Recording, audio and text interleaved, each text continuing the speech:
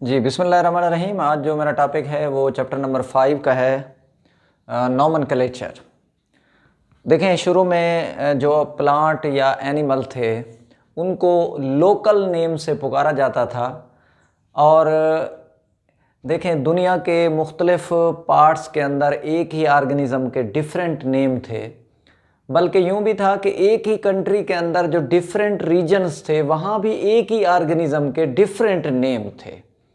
इसका मतलब ये हुआ कि तब कोई नाम देने के लिए कोई ख़ास सिस्टम नहीं था कि उस सिस्टम के तहत उन ऑर्गेनिज़म को, चाहे वो प्लांट हैं या एनिमल हैं, उनको कोई नाम दिया जाए। बल्कि उनके नाम जो थे वो लोकल थे, वो एक रीजन से दूसरे रीजन तक उनके नेम डिफरेंट टाइप के थे। तो ये जो डिफरेंट नेम थे, ऑर्गेनिज़म एक ही होता था या प्लांट एक ही होता था, तो ये कन्फ्यूजन पैदा करते थे।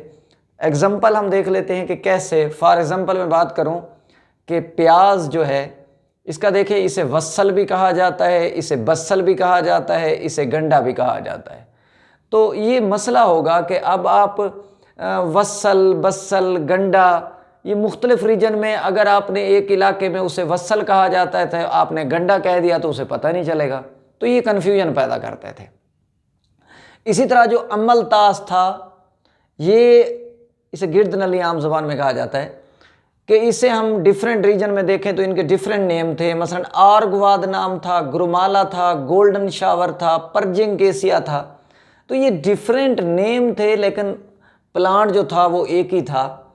दूसरा, अच्छा, ये तो नेम डिफरेंट थे, अब कोई ऑर्गेनिज़म सिंगल था, लेकिन बाज़ दफ़ा ऐसा भी था कि डिफरेंट टाइप के प्लांट या एनिमल को एक ही नाम दिया जाता था। फॉर एग्ज़ाम्पल मैं बात करूं कि जो ब्लू बेल्स हैं, ये ऐसे प्लांट जिनके फ्लावर जो है वो बेल शेप थे और उनका कलर ब्लू होता था, उन तमाम को ब्लू बेल्स कहा गया। और ये तकरीबन जो है 1 डज़न तक, यानी 1 दर्जन तक ऐसे प्लांट थे जिनको ये नाम दिया गया ब्लू बेल्स। तो इससे भी लाज़िम बात है, कन्फ्यूजन पैदा होती थी। इसी तरह एनिमल के लिए ब्लैक बर्ड्स लफ्ज़ यूज़ किया गया, ऐसे बर्ड्स जो ब्लैक थे। इसमें क्रो भी आ जाता था, इसमें रेवन भी आ जाता था, जो पहाड़ी कौवा है रेवन। तो इसी तरह के और भी ब्लैक, जितने बर्ड्स ब्लैक थे उनको ब्लैक बर्ड्स कहा गया। तो ये भी कन्फ्यूजन प्रोड्यूस करते थे। यानी पहली बात थी कि नेम डिफरेंट थे, ऑर्गेनिज़म एक था। दूसरी बात है कि नेम एक था, ऑर्गेनिज़म डिफरेंट थे। तीसरी बात है कि बाज़ ऑर्गेनिज़म को, बाज़ प्लांट को, बाज़ एनिमल को ऐसे नाम दिए गए जिनकी कोई साइंटिफिक बेस नहीं थी, साइंसी बुनियाद नहीं थी।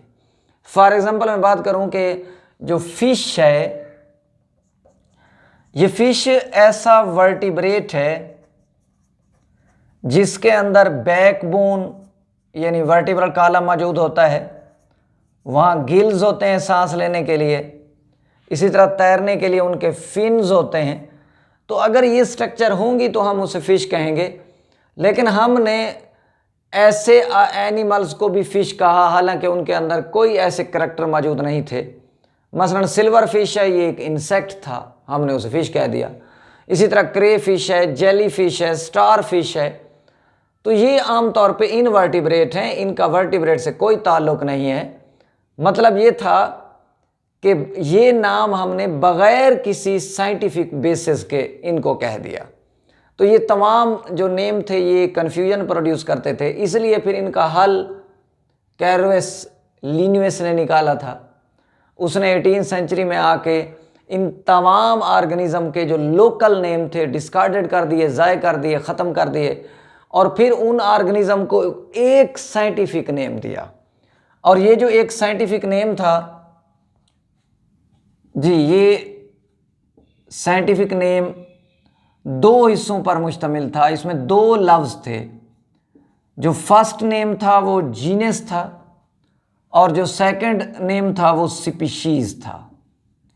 अब इनमें यह था कि जीनस या जेनरिक नेम, इसको कैपिटल लेटर से लिखा जाता है। मसलन मैं अगर ऑनियन के हवाले से बात करूं तो देखें, इलियम सीपा, तो यहाँ इलियम जो है वो जेनरिक नेम है, मैंने कैपिटल ए से शुरू कर दिया। और सीपा जो है ये आमतौर पे स्पीशीज़ नेम है तो मैंने स्मॉल लेटर से लिखा। तो जेनरिक नेम को कैपिटल लेटर से और स्पीशीज़ को हम जी स्मॉल लेटर से रिप्रेजेंट करते हैं। तो प्याज का साइंटिफिक नेम बना इलियम सीपा। अभी उसे इलियम सीपा क्यों कहा गया कि ये नेम या तो उनके कोई मॉर्फोलॉजी पर दिया गया, मॉर्फोलॉजी को बेस बनाया गया, या उनके आमतौर पे जो मॉर्फोलॉजी में करैक्टर्स होंगे उनको देखकर नाम दिया गया, या फिर ये जो कलेक्ट करके ले आया था कलेक्टर्स नेम पे ये रखा गया, या फिर वो रीजन हो सकता है जहाँ से ये कलेक्ट किया गया।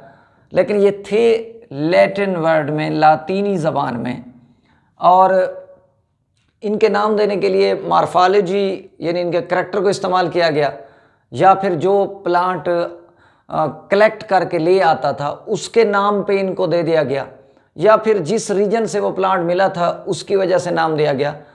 तो नाम देने के लिए मुख्तलिफ़ तरीके इस्तेमाल किए गए, लेकिन हर स्पीशीज़ को दो लफ्ज़ों पर मुश्तमिल नाम दिया गया। पहला जो हिस्सा था वो जेनरिक नेम था, दूसरा जो हिस्सा था वो स्पीशीज़ नेम था। जेनरिक नेम को हमेशा कैपिटल लेटर से स्टार्ट करेंगे और स्पीशीज़ नेम को स्मॉल लेटर से। उसने सबसे पहले 1753 में प्लांट की एक लिस्ट शाये की नेम की, और ये सिस्टम जो है पूरी दुनिया में बड़ा पॉपुलर हुआ, मकबूल हुआ। और फिर उसके बाद 5 ईयर आफ्टर यानी 1758 में उसने एनिमल के नेम की भी इसी तरह लिस्ट को शाये कर दिया। अब देखते हैं कि ये जो मुख्तलिफ ऑर्गेनिज़म है इनके साइंटिफिक नेम क्या हो सकते हैं। देखिए फॉर एग्जांपल मैं ऑनियन के हवाले से बात करूं, अभी मैंने बात की है कि ऑनियन का जो साइंटिफिक नेम है वो इलियम जी सीपा है। अब इसमें या तो हम इसे इटैलिक्स करेंगे, तिरछा लिखेंगे, या इनको अंडरलाइन करेंगे जी। इसी तरह अमलतास है, केसिया फिस्टूला है जी, केसिया फिस्टूला है। मैन है इंसान, होमो जी सैपियंस है, होमो सैपियन। पोटैटो जो है ये सुलेनम टिब्रूसम है, सुलेनम टिब्रूसम। इसी तरह ब्रिंजल जो है ये सुलेनम जी मेलेंजीना।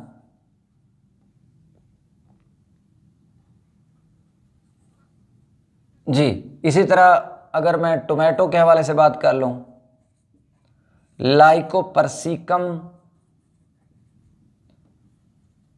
एस्कुलेंटम जी, मैं इनको अंडरलाइन करूंगा या मुझे इटैलिक्स लिखना पड़ेगा, तिरछा। तो आप देख सकते हैं कि ये हर ऑर्गेनिज्म के जो दो हिस्सों पर मुश्तमिल नेम था, ये आमतौर पे पूरी दुनिया में आप जाने पहचाने जाते हैं। अब जहाँ भी जाएंगे इलियम सीपा कहेंगे तो उनको समझ आ जाएगा ये प्याज की बात कर रहे हैं, ये ऑनियन की बात कर रहे हैं। तो इसी वजह से ये सिस्टम बड़ा पॉपुलर हुआ, मकबूल हुआ।